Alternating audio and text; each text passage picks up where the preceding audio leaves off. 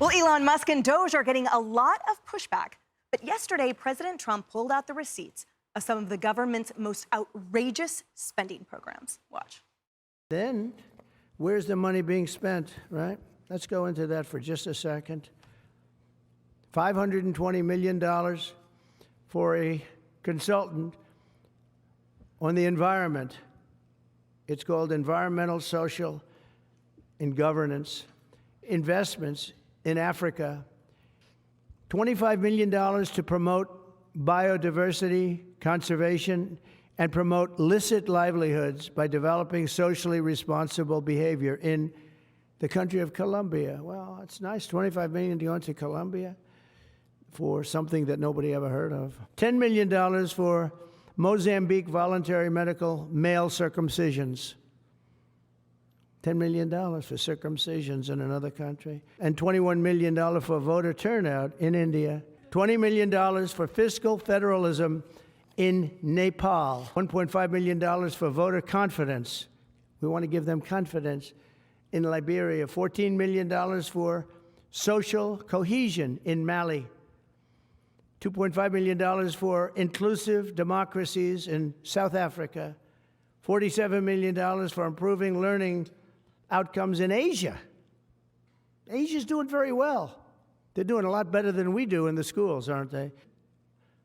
We're talking about hundreds of billions of dollars. I could, by the way, I could read this all day long.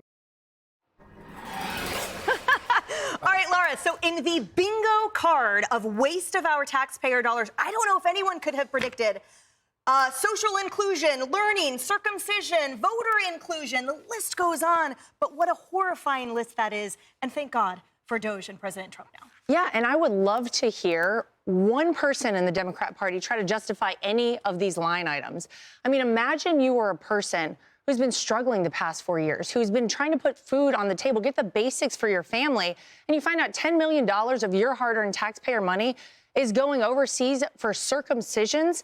They are indefensible items, and that is why Donald Trump is in there exposing it. You know, it's funny, I saw online the other day, somebody put the acronym for DOGE actually should mean Democrats officially getting exposed, because I feel that that's what's going on every second. That's good.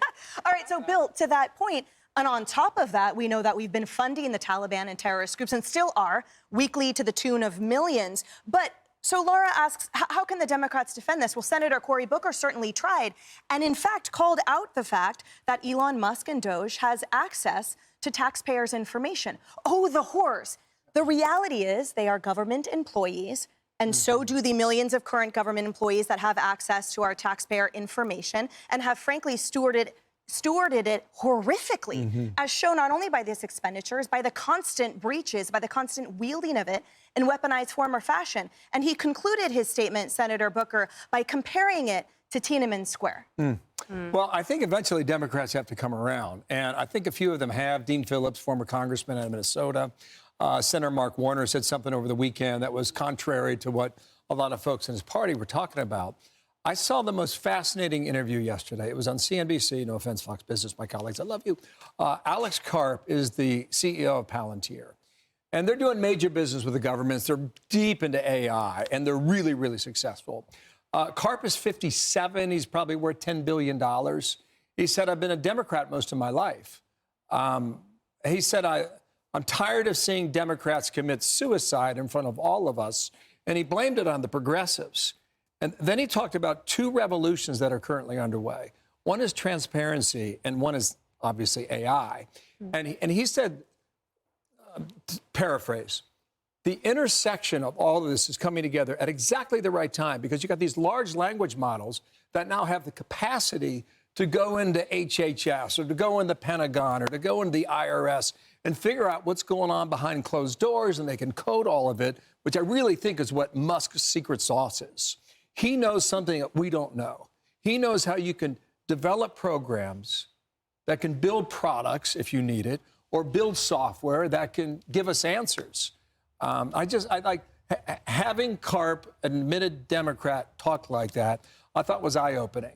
And he almost suggested, it's just a question of time before we can pull other Democrats along. So maybe that's the next wrinkle in the story. And Kayleigh, we know that the government has no income other than our taxpayer dollars. And we know, for example, the IRS spends $8 to try to claw back every $1 of our tax dollars if they perceive it as lost income. So I'm curious why the Democrats don't see the hypocrisy when they, for example, when learning that some of their pensions were invested in gun-connected manufacturers, they had a big problem with that.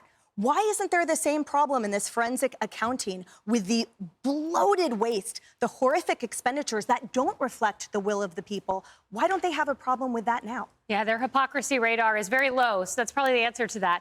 Look, there's two ways to think about DOGE and our debt, and I think it's important and really puts it into perspective. Number one, CNN's been having multiple panic attacks over DOGE, and Stephen Miller had this epic moment yesterday where he went toe-to-toe with the CNN anchor, and he goes, our national debt is $36 trillion. Do you realize the interest we pay every year on our national debt is more than our national defense budget every year? So the amount to defend our country, we are paying an interest on the national debt. That's number one. If you don't care about that, let's move on to salaries. The average salary in this country is $67,000. That's rounding up. Just the money that FEMA gave to illegal immigrants, $80 million, just that. Simple math, go do it on your calculator. 80 million divided by the average salary. That means 1,194 people's salaries like that just vanished. Not their tax payments, their salaries. So when you think about these payments in terms of salaries, it's your money evaporated to illegal immigrants and your national defense budget gone. Yeah. And Harris, DOGE has sort of tracked that. Now we're keeping track of what DOGE is doing. So far they've talked about that they have saved $55 billion by canceling over 1,000 government contracts that Kayleigh was talking about that were determined to be wasteful or fraudulent. Now, that includes, to her point, those salaries, the amount of positions that they've extinguished, which, by the way, during my tenure as a federal attorney, for every position, for every person that left a position, for every two, they would only hire one. So, A, the formula for efficiency is not new, although not to this radical degree.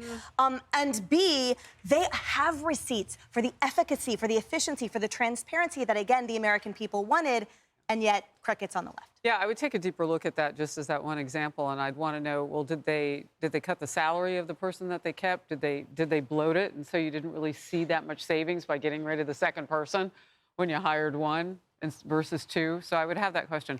To me, this is a battle over the sustainability of the United States of America. And the left sees that you can have open borders, which are very expensive to run a country if you've got open borders and millions of people coming in who have yet to prove that they will be viable in an economy, many of them illegal, many of them underage, so they can't work yet. So how do they help with our viability? The national security issue there.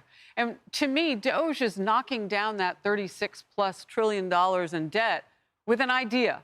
Let's look for these things, the misspent money all over the place, not just in a few agencies. You've got to look for it everywhere because national security is paramount. You want to put military troops at the border. Border agents need more money right now.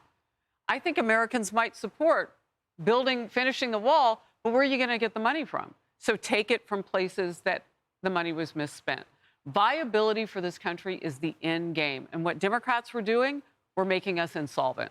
What Trump and his team are trying to do, and I think will do, is make us more solvent. And that's what we want. Yeah, and I think Democrats viewed the United States of America as the size of the bloat of the federal administrative beast. It could be a huge balloon that's empty. Yeah, they're fighting to sustain that, but the USA will thrive well outside of that, that's for sure.